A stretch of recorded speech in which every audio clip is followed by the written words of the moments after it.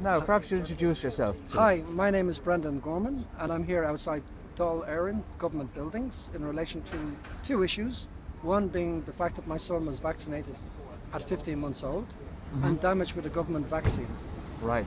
This is the MMR vaccine. His whole life changed to such a degree that he cannot do what he should do. His life will never be as the average human being, live life to the full. Yeah. Get on a boat, get on a plane, get on a train alone. He has to be, how can I put it, he has to be watched 24/7.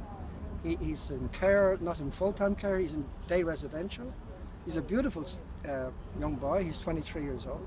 But sadly, at 15 months old, he received this vaccine, which the district health nurse actually stated to me and his mother on the day in question when we realised there was something wrong. What is going on here? We said, we don't know, but he's not the same child. It wasn't in the media, it wasn't out there. And what age was he when that vaccination took place? 15 months old.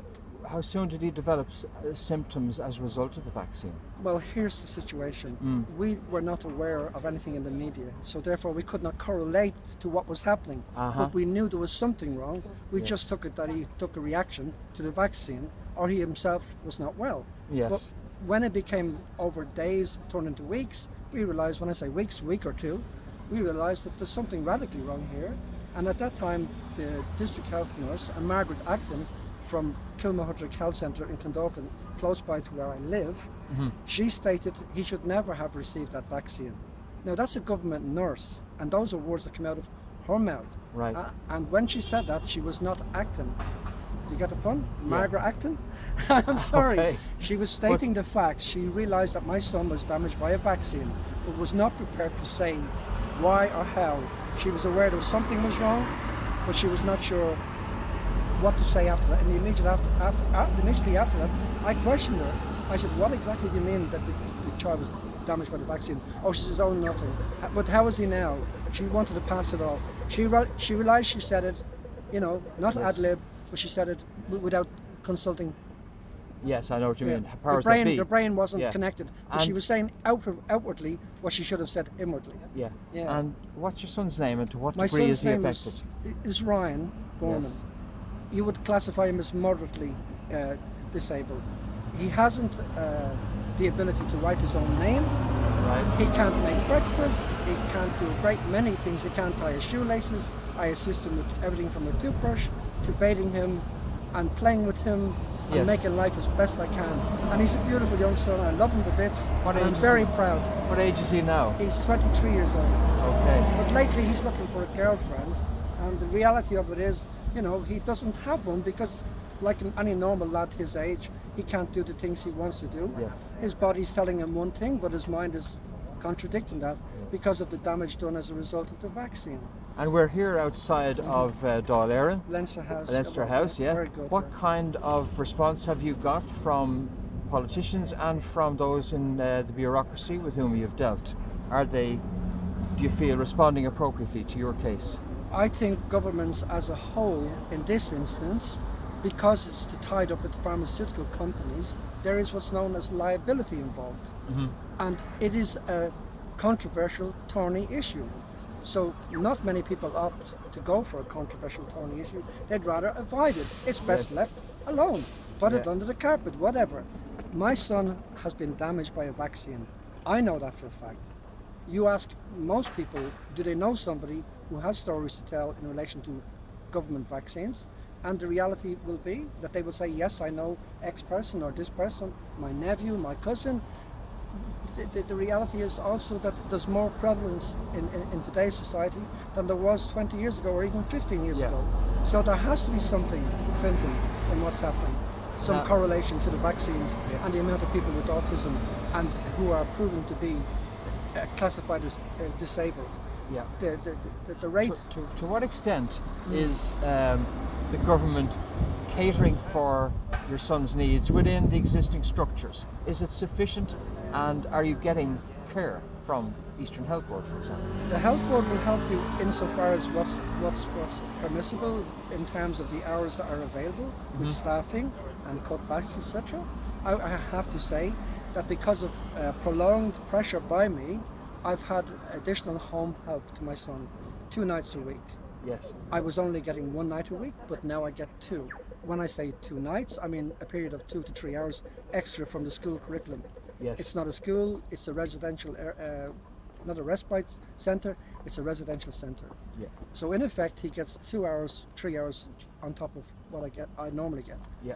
But since my son has epilepsy, and it's serious epilepsy, life-threatening, he can die, that's why I'm here. Yes. I love my son, I don't want him to die. Yes. If you look at the other side of this, you will see quite clearly why I'm here on the basis of 2 issues. CBD oil, which is medicinal CBD oil, should be made available to the people that need it. There is a license granted for the THC, and we understand and appreciate that. But my neurologist is not approving of the over-the-counter CBD oil. Right. He bases that on the fact it's not medically been approved, and so it's difficult for him to stand over. He's a wonderful man from James's Hospital Department of Epilepsy, without mentioning his name. Yes. And that team are a wonderful team. But they're constrained. The difficulty doesn't lay with the hospital or the neurologist. It lays with the government and the lack of legislation and the lack of intent to put through this legislation to safeguard the lives of people like my son. Okay. Because my son has life-threatening epilepsy. Right. Many, many thousands of people in Ireland have serious degree of epilepsy. Yeah. Now you have a mission here today, which isn't just to speak about your son. You're trying to alert the public Yes. to these issues as Yes. well. Well, So, exactly. Vaccines are by and large supposedly, and I quote, supposedly safe. The majority of us take vaccines because the doctor tells us that's what's good for you. That will do the trick. It was developed in 1795 by Dr. Edward Jenner in the north of England, and he first used it on a child 11 years old who had the cowpox, and it proved successful. As a result of that, there was a king and a queen who wanted to vaccinate their children, but first they tried it on prisoners, those that were going to the gallows. And they would be saved from going to the gallows if they took the inoculation. That's the fear surrounding vaccination when it first came out in 1795. Dr. Edward Jenner, check out the history. You heard of the madness of King George IV? Well, let me tell you a short, small story about the madness of King George IV. He lost his child as a direct result of a vaccine. right. And that was about 1830. The family painting with a portrait of King George IV with his children, which he loved dearly. And the child in particular that he lost, he was dead. The child was dead within a week of that vaccination. And that put a stop to a Yes. lot of things going on. And George himself may have had a hereditary illness. We don't know. They say it was an illness of the blood.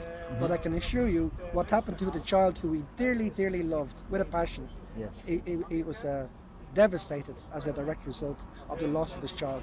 And that's what triggered the bouts of lunacy.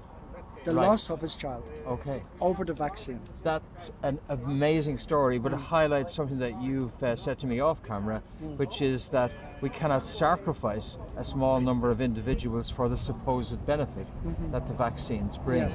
Yeah.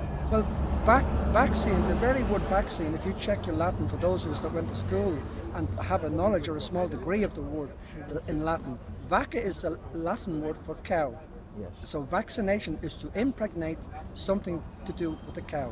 It was first, as I say, conceived in 1795 by a Dr. Edward Jenner on a child with cowpox. And since that worked, they said, hey, we're onto something here. Let's advance this and see can we progress. Maybe there's a living to be made out of it. Maybe there's benefits for mankind. And they were genuine in that approach. And I sincerely believe that.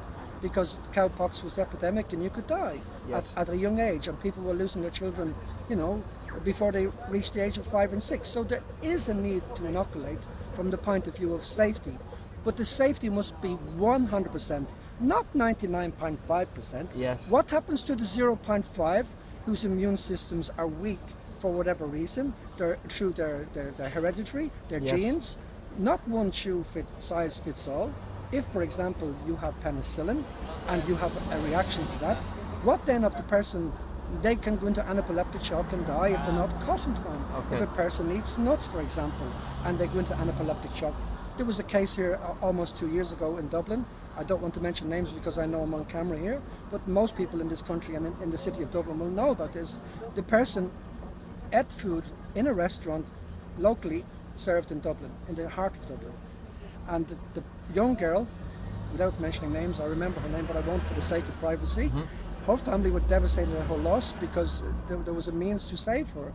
When she got the nuts in the food, Yes. which was a salad, and they were obviously in there by accident, they weren't designed, she was allergic to nuts. That woman, that poor girl, died within hours, literally hours of eating the nuts.